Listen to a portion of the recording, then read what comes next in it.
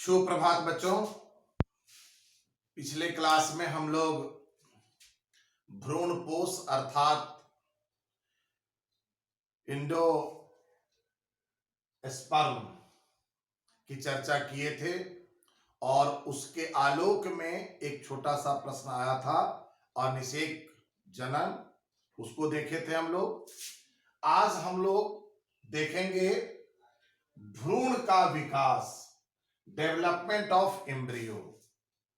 जैसा कि आप सभी को डबल फर्टिलाइजेशन के क्रम में यह बताया जा चुका है कि जो अंड कोशिका होती है अर्थात मादा जुग्मक, फीमेल गैमीट, वह नर जुग्मक के साथ फ्यूज करके उसके साथ संलयित होकर क्या बनाती है? जाइगोट। अंड कोशिका प्लस नर जुग्मक, ये मेल गैमिट है। जैसा कि आप लोगों को पता है ये फीमेल गैमिट है। ये दोनों जब आपस में फ्यूज करते हैं तो रचना होती है जाइगोट की अर्थात जुग्मनज की। अब यह जुग्मनज आगे एक भ्रूण के रूप में, एक एम्ब्रियो के रूप में किस प्रकार विकसित होती है, इसकी संपूर्ण क्रियाविधि भ्रूणोद्भव या एम्ब्रियोजेनी कहलाता है। आइए हम लोग इसको भाषा के रूप में अगर देखना चाहें तो पूर्व जो जानकारी दी गई है उसी का रिकॉल है। एक तरह से द्विनिषेचन के क्रम में एक नर युग्मक मादा युग्मक या अंड कोशिका से संलयित होकर द्विगुणित युग्मनज जाइगोट बनाते हैं। ये जाइगोट का फॉर्मेशन आफ्टर द फर्टिलाइजेशन, निषेचन के कारण, निषेचन के जस्ट बाद हुआ। अब यह जो जुग्मनज है, यह जुग्मनज यूनिसेलुलर स्ट्रक्चर है, एक कोशिकीय रचना है। अब इससे एम्ब्रियो का डेवलपमेंट होना है तो जुग्मनज से भ्रूण या एम्ब्रियो के विकास की संपूर्ण क्रियाविधि जुग्मकोद्भव या एम्ब्रियोजेनी कहलाता है। ये घटनाक्रम।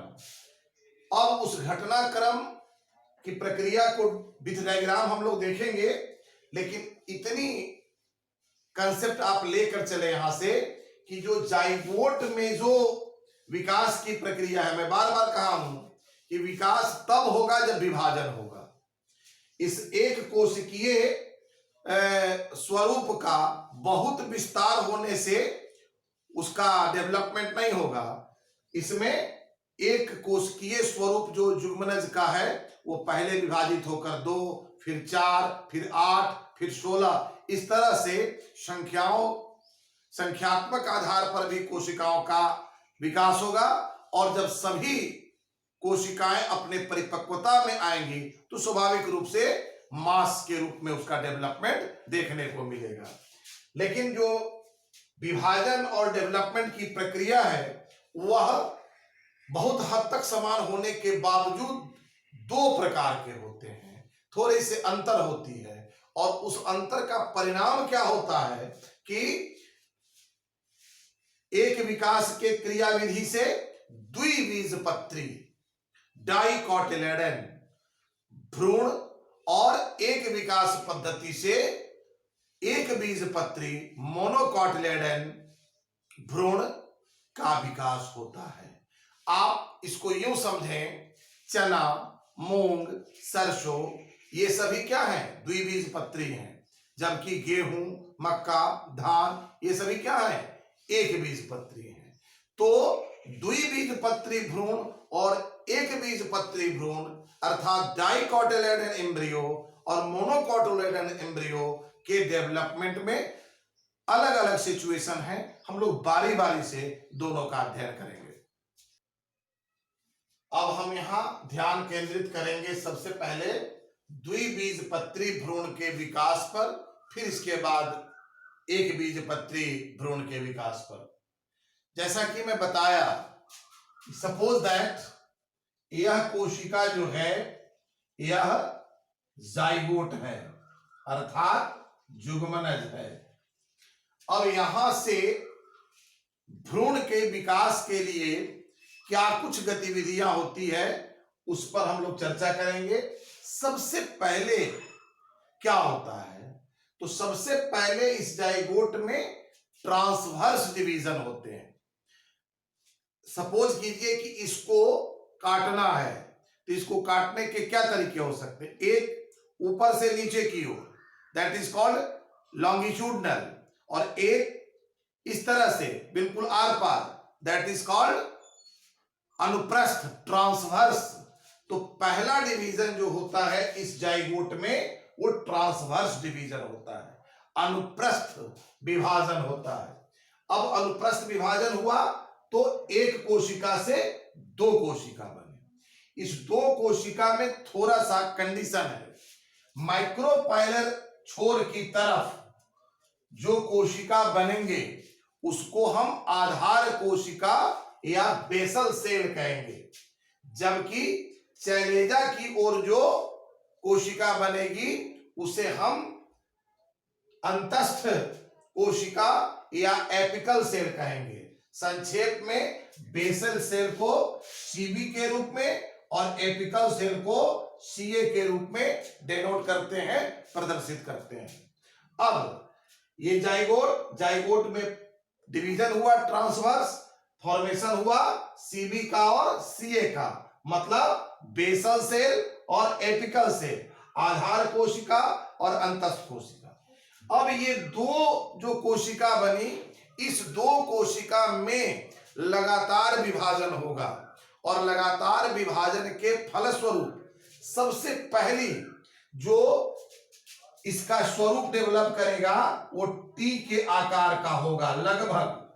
तो इस बात को मैं भाषा के रूप में यहां प्रस्तुत किया हूं आपके लिए कि जुगमनज में प्रथम विभाजन अनुप्रस्थ या ट्रांसवर्स होती हैं, और परिणाम स्वरूप माइक्रोपाइलर छोर की तरफ आधार कोशिका बेसल सेल या सीबी,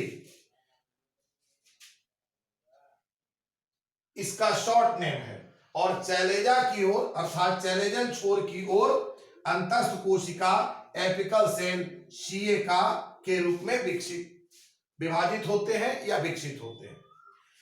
इस रचना से अब इसके बाद के विभाजनों के फलस्वरूप टी आकार, इंग्लिश अल्फाबेट का जो टी है इसके आकार का प्राक भ्रूण, भ्रूण के बनने से पहले की अवस्था प्राक भ्रूण कहलाती है या प्रो एम्ब्रियो, इसकी रचना होती है। फिर उसमें आगे डेवलपमेंट होता है और द्विबीजपत्री भ्रूण बनते हैं। अब हम इसके बाद के विभाजन की प्रक्रिया बताते हैं आपको।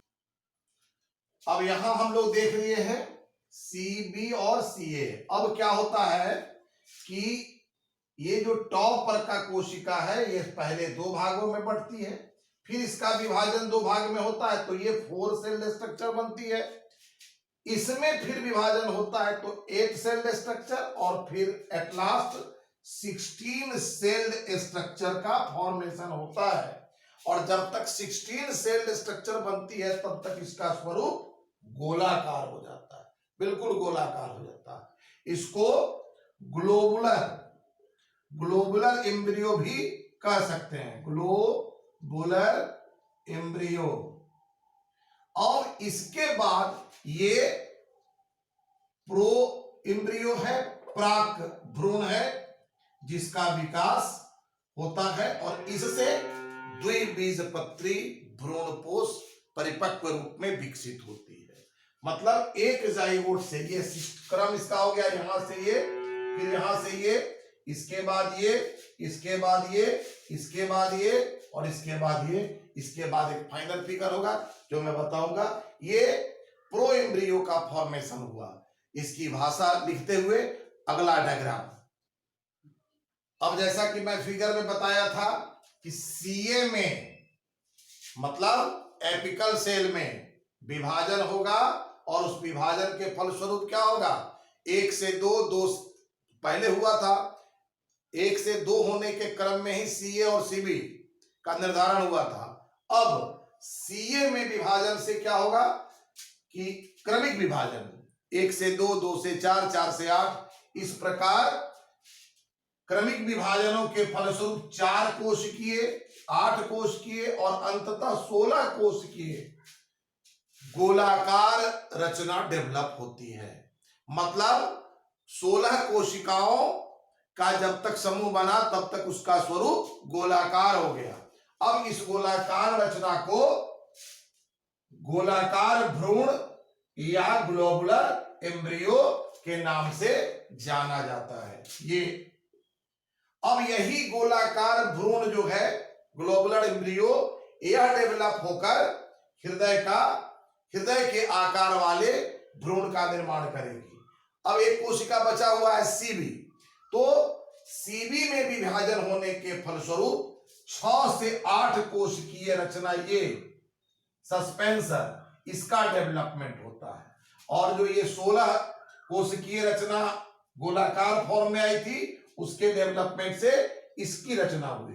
अब फाइनल परिपक्व द्विबीजपत्री भ्रूण की आकृति क्या होगी उसको देखेंगे और उसका डायग्राम देखेंगे। अब हम लोग देखें कि एक द्विबीजपत्री भ्रूण जब डेवलप होती है तो उसका स्वरूप क्या होता है। तो ये स्वरूप हम लोग देख कर आए थे इस ढंग से। ये अब इसका जो डेवलपमेंट है वो अंतिम रूप उसका ये 2 बीजपत्र हैं, कॉटिलेडन हैं, जो आगे आकर आपस में मिलकर मुड़ जाते हैं। यहां पर प्रांकुर प्लेम्यूल जो है वो कवर्ड स्थिति में सुरक्षित रहती है। वो जब उसको ऑक्सीजन और जल और अनुकूल परिस्थिति मिलेगा तब इसका अंकुरण होगा। ये कवर्ड स्थिति में दोनों बीज पत्रों के बीच, आप कभी फूले हुए चना को सावधानी से यदि उसके दोनों बीज पत्रों को अलग हटाएंगे तो आपको वहां बहुत ही सूक्ष्म रचना दिखाई देगी जो प्रांकुर है, वही एक्टिवेट होता है तब अंकुरण होती है। अब ये दोनों आपस में मिलकर एक लंबी बेलनाकार रचना बनाती है जो रेडिकल या मूलांत सिरा है। अब इन फ्यूचर जब इसका अंकुरण होगा तो प्रांकुर से ऊपर के भाग और मूलांत सिरा से जड़ के सिस्टम डेवलप होंगे। इस प्रकार द्विबीजपत्री भ्रूण का विकास संपन्न होता है। अगले क्लास में जब हम लोग मिलेंगे तो एक बीजपत्री भ्रूण के विकास की घटना देखेंगे। बहुत हद तक समानता है लेकिन थोड़ा सा भिन्नता है। अगले क्लास में धन्यवाद।